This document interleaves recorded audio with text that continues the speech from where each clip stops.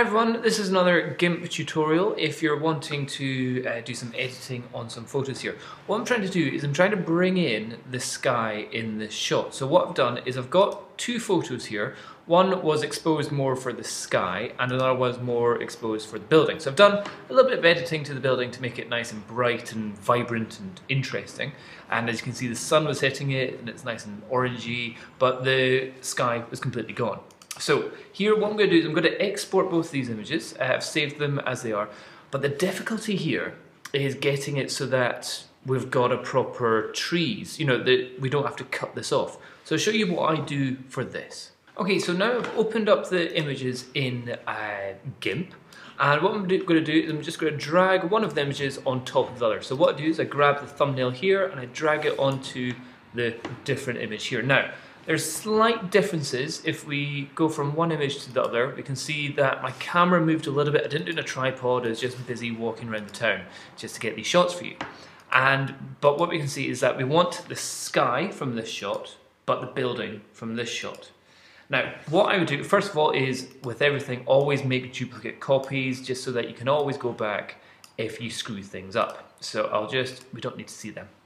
Now, on this sky shot, so I highlight this here, and what I want to do here is I want to select the majority of the sky and mostly around the building. Now I could do something like a layer mask and try and get rid of it. So for example, layer mask is add layer mask, make it full opacity, add, and then we can paint in the layer which is behind. So if we were to paint in here, that's the sky which is behind. However, then that takes a long time to start editing all around here and becomes much more time consuming.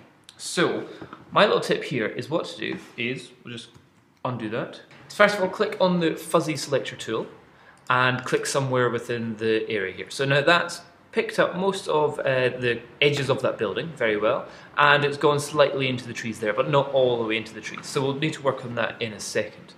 However, what I want to do is just so that it's definitely tight around the building, I'm just going to go to Select, Grow, and grow by 2 pixels. So that means that the edge has just got a little bit bigger. And then I go to Select, Invert. Now what's actually selected is the building and everything else. Select Float, and then on the floating layer, make it a new layer. And then that means when I take away the layer below, it's just taking me that bit of the sky. So now I've got a nice, clean, sharp outline of my building, which is good, which is what I like. However, in the trees, you can see it hasn't quite worked. So what to do here is if we were to take away everything, this is the image that we've got to work with. Now, what I would do here now is add on a layer mask. So add on layer mask, full opacity, absolutely fine. And then we want to see the sky in the background. Go to the paintbrush tool, click, I would choose kind of a fuzzy rounder one, and maybe not go full opacity, but maybe let's bring it down to about 3/4, so 75%. And then just paint over these areas, like this. And then slowly work your way back into the rest of the image.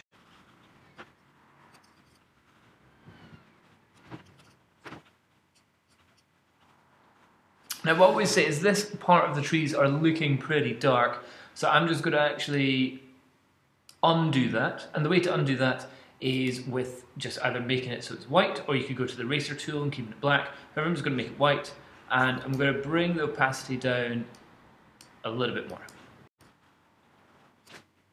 Now what I will say is this is not a perfect example, however it is a quick example, and this is the way if you're just trying to rush out a whole bunch of shots and you need to get a more graduated sky, that's the way that I would do it, because nobody's really interested in the tree, it's all about building, and if it's blurring the tree, it doesn't really matter that much. However, you can spend a lot more time and detail on it if it's really worth your time. So hope that helps. Cheers, bye bye.